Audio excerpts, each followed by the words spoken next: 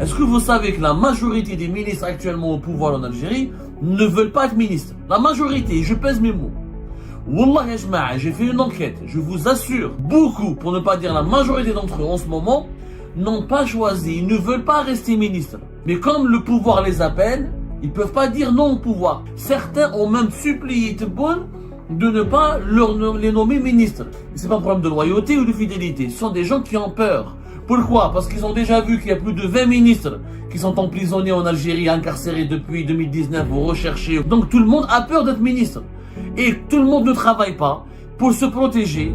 Pourquoi le pays est paralysé aujourd'hui? Pour ne pas finir en prison, pour se protéger, ils ne signent rien. Tebboune leur demande de l'appeler, il leur propose le poste de ministre. Tu ne peux pas dire non. Parce que si tu dis non, le pouvoir, je ne veux pas travailler avec nous. Donc tu es contre nous. Parce que Tebboune n'aime pas qu'on lui dise non. Il interprète mal quand on lui dit non. Quelqu'un m'a dit un jour, je te jure, ma femme, quand elle a appelé, qu'ils m'ont proposé un poste, elle est devenue folle. Il y a des femmes, il y a des épouses de dirigeants algériens qui menacent leur mari de divorce s'ils acceptent un poste au gouvernement. Parce qu'ils خافوا عليهم. يقول لك دوك راه جيت خلاص عليه بالحبس ولا بريس طيح عليه. C'est un sujet tabou dont on ne parle pas malheureusement en Algérie. Est-ce que vous savez que la majorité des ministres actuellement au pouvoir en Algérie ne veulent pas être ministres? La majorité, je pèse mes mots. Wallah ya jama'a, j'ai fait une enquête, je vous assure. J'ai parlé à plusieurs sources très proches de plusieurs importants ministres. Beaucoup, pour ne pas dire la majorité d'entre eux en ce moment, n'ont pas choisi, ils ne veulent pas rester ministres.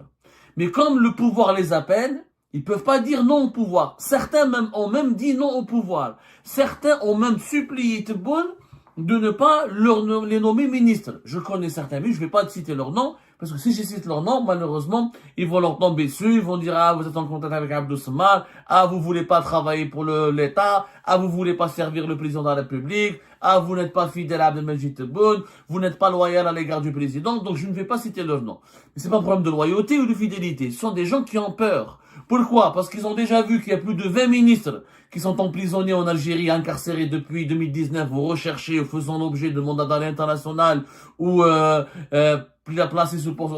faisant l'objet de poursuites judiciaires pour de graves accusations qui peuvent leur valoir des années, des dizaines d'années d'emprisonnement. Donc tout le monde a peur d'être ministre. Et tout le monde ne travaille pas pour se protéger. Pourquoi le pays est paralysé aujourd'hui? C'est l'impact de ce qui s'est passé de 2019 à 2024. Et je vous ai dit, en 2020, en 2021 et en 2022, je n'ai pas cessé. Et j'ai été parmi les rares voix médiatiques qui avaient mis en garde contre l'impact psychologique et politique de cette politique d'incarcération ou de ces incarcérations permanentes. De ces incarcérations permanentes des hauts responsables de l'État algérien. Je vous avais dit que ça va créer un traumatisme, que les successeurs de ces hauts responsables, les futurs ministres, les futurs dirigeants, ne voudront prendre aucune décision, prendre aucune initiative, parce qu'ils vont se dire, je veux pas finir comme Ouihia, je veux pas finir comme Bedoui, je veux pas finir comme Sellel, je veux pas finir comme Za'nan, je veux pas finir comme Amar Ben Younes, je veux pas finir comme Jamel Ould Abbas, je ne signe rien. Pour ne pas finir en prison, pour se protéger, ils ne signent rien. Qu'est-ce qu'ils font? Ils reçoivent des dossiers, ils les envoient, ils bombardent la présidence de correspondance. Si la présidence ne leur envoie pas une note, un document cacheté, signé par le chef de cabinet de Tebboune, par le secrétaire général de la présidence ou par le Tebboune lui-même, ils ne débloquent rien, ils ne débloquent aucun dossier, ils ne prennent aucune décision. Parce qu'ils ont peur. Pourquoi? Ils se disent qu'ils vont prendre des décisions, des arrêtés, des initiatives. Demain, Tebboune va partir, il y a un problème politique dans le pays, et ils vont les sacrifier, la justice va leur faire un dossier, la population n'est pas contente, et vous avez bien vu ce qui s'est passé de 2019 à 2024, pour calmer la colère populaire, pour empêcher le hirak, pour contrôler la rue, pour satisfaire les Algériennes et les Algériens, pour leur donner l'impression que ce pays change, et que les responsables qui sont responsables que les dirigeants responsables de l'échec du développement du pays sont réellement sanctionnés, on met les ministres en prison. Et on a mis une vingtaine de ministres. Quand on calcule le nombre de ministres de 2019 jusqu'à aujourd'hui 2025, la semaine dernière, on a mis un ministre en prison, Salah Abdel Tahmoun, l'ancien ministre de l'Intérieur. On a plus de 20 ministres. Certains sont sortis de prison, d'autres sont en cours de jugement, d'autres sont en détention provisoire, d'autres sont en fuite à l'étranger, comme Abdeslam Bouchouareb, ou la Tammar. Pas Abdelwahid Tammar, l'autre.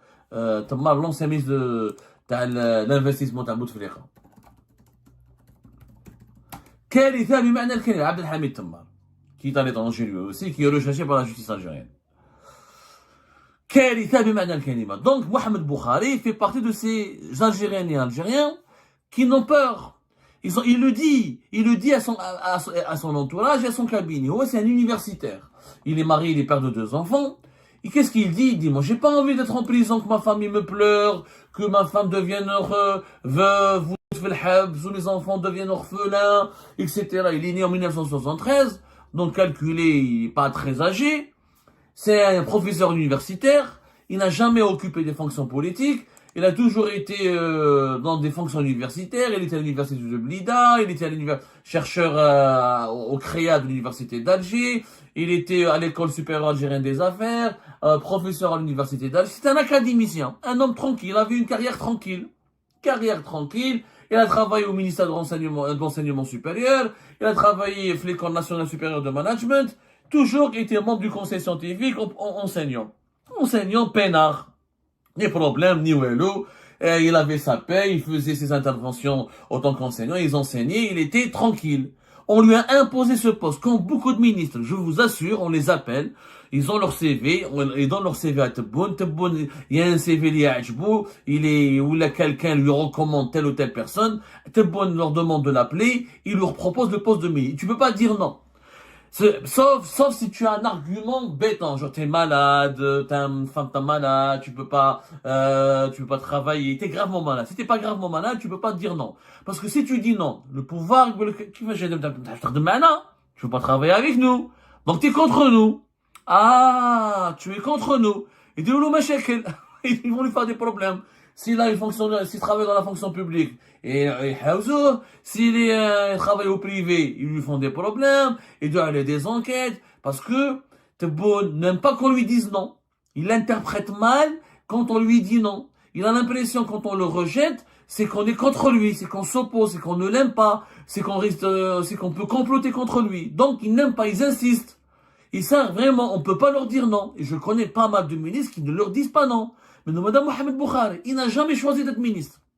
Quand à l'aise, à l'université, a une paye, professeur d'université, il est bien payé, quelques cours supplémentaires, il fait de la recherche scientifique, peinard. Il commente la situation économique du pays, voilà, il a participé à pas mal d'études. C'est un académicien, sur le plan académique, c'est un académicien intéressant. Mais il y a une différence entre la vie académique, les livres, et la vie réelle.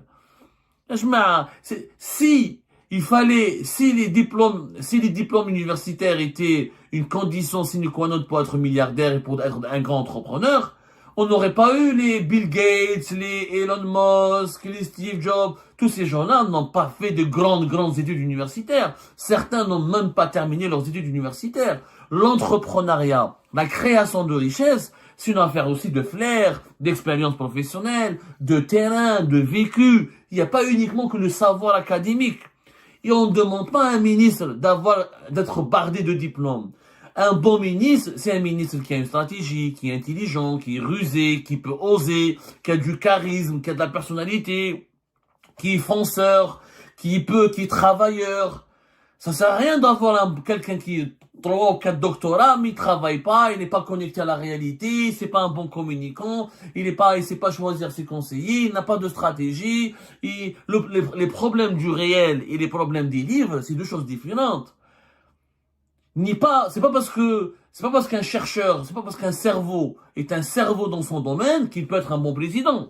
Sinon, on aurait tous les présidents de toutes les grandes puissances auraient mis à la tête de leurs États des prix Nobel. Un prix Nobel, il est un prix Nobel dans son domaine. Mais la politique, c'est autre chose. La gestion des équipes, le management des ressources humaines, la politique, le choix de politique publique, c'est autre chose. Faire de la politique, parler à l'opinion publique, gérer les problèmes d'un pays, c'est pas gérer un laboratoire, ou gérer un cabinet médical, ou un centre de recherche. C'est différent. C'est largement différent. Et c'est ça ce que les Algériens ne comprennent pas. Que la politique est un métier à part entière. Que la politique c'est du vécu, c'est de l'expérience. Ça nécessite des formations. C'est bien d'avoir des prérequis professionnels et des diplômes universitaires, etc. Mais quelqu'un qui n'a jamais été dans une administration, qui n'a jamais fait qui n'a jamais été confronté à un auditoire, à l'exception des étudiants, qui n'a jamais connu le monde de l'entreprise, le commerce extérieur, les exportations, qui exportent, c'est pas les universitaires, c'est les entrepreneurs. Les universitaires, ils étudient, ils commentent, ils cherchent, ils font de la recherche. Mais ceux qui créent de la richesse, c'est les entrepreneurs, c'est pas les universitaires. Les exportations, c'est pas une étude. Les exportations, c'est un processus de production. Donc, Mohamed Boukhari n'a jamais voulu être ministre. Il a raison d'avoir peur. Il a raison d'avoir peur. Ammar Ibn Younes, qui était ministre du Commerce, avant lui, il a fait de la prison. Combien de ministres font de la prison? D'ailleurs, je vous assure, j'ai parlé à des dirigeants algériens. Je leur ai parlé, il y a des dirigeants qui m'ont reconnu, ils m'ont dit, Wallah, ya Abdou, il me rassure, il me dit, je te jure, ils me parlent comme ça, de façon familière. Je te jure, ya Abdou, quelqu'un m'a dit un jour, je te jure, ya Abdou, ma femme, quand elle a appelé, qu'ils m'ont proposé un poste, elle est devenue folle. Il y a des femmes, il y a des épouses de dirigeants algériens qui menacent leur mari de divorce s'ils acceptent un poste au gouvernement. Parce qu'ils خافوا عليهم يقول لك دوك راجي تخلص عليه بالحبس ولا بريس طيح عليه. Bien sûr, le président et le chef d'état-major, ils sont intouchables. D'ailleurs, Bouteflika, on l'a jamais mis en prison. Gaye Salah, on l'a jamais mis en prison. Qui a été mis en prison? Ce sont leurs ministres, leurs collaborateurs. Parce que la justice algérienne se venge contre qui? Contre les pions. Mais on touche jamais la reine et le cavalier et le roi. Donc, ils sont conscients, les ministres et leurs familles sont conscients qu'ils sont exposés à un grand danger. Donc, ils ne travaillent pas. Je vous assure, le Kalmidjian, c'est un document, s'il n'y a pas une note écrite, mais c'est verbal, écrite de la présidence, mais Médirouhach. Ou s'il y a une note verbale, si c'est pas le chef du cabinet, ou si c'est pas Abdelmajid Tebboune, personne qui les appelle, Médirouche. Ils rafent, n'importe quel conseiller, ils ont raison. Ils ont raison. Il n'y a pas de marge de manœuvre pour nos ministres. Le président détient tous les pouvoirs. La justice, elle incarcère tout le monde et n'importe quoi dans des procédures, dans des procès expéditifs. On les insulte dans les médias. On leur met tout sur le dos. Mais qui les a nommés, ces mauvais? C'est un ministre, il est mauvais. Pourquoi? Il faut se poser la question. Il faut chercher le pourquoi et le comment. Si on ne lui donne pas de marge de manœuvre, si on ne lui donne pas les prérogatives, si on ne lui laisse pas développer sa propre stratégie, si on ne lui donne pas une certaine autonomie dans son travail, et si on le change chaque année, chaque 6 mois, on change de ministre.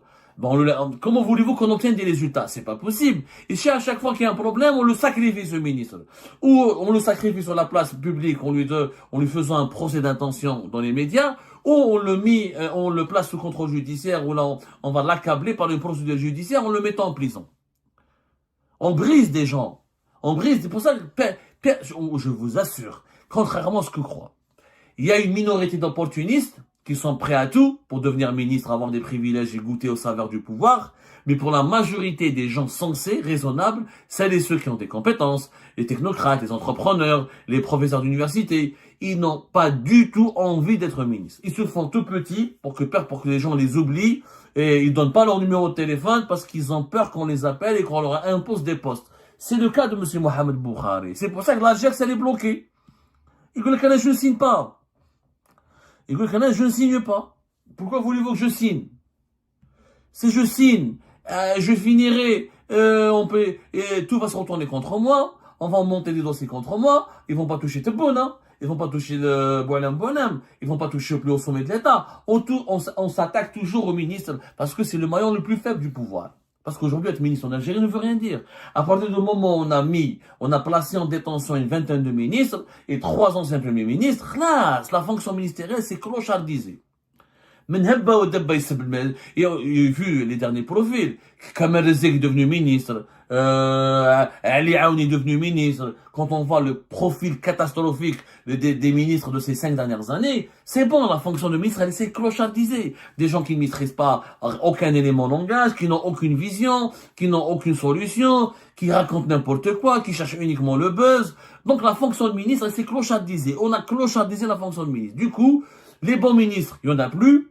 Les bons dirigeants ne veulent pas devenir ministres. Quand ils deviennent ministres, ils ont peur, ils ne font rien, ils sont bloqués. Conséquence, ils maintiennent le blocage, ils prolongent le blocage. Et qui est victime de cette situation? Le développement du pays, les citoyens, les Algériens en tant que consommateurs, en tant que citoyens, et les entreprises, les chefs d'entreprise qui ne peuvent pas travailler parce que tout est bloqué, toutes les décisions attendent le feu vert d'un seul centre du pouvoir qui est la présidence. La présidence, c'est la seule qui peut tout décider.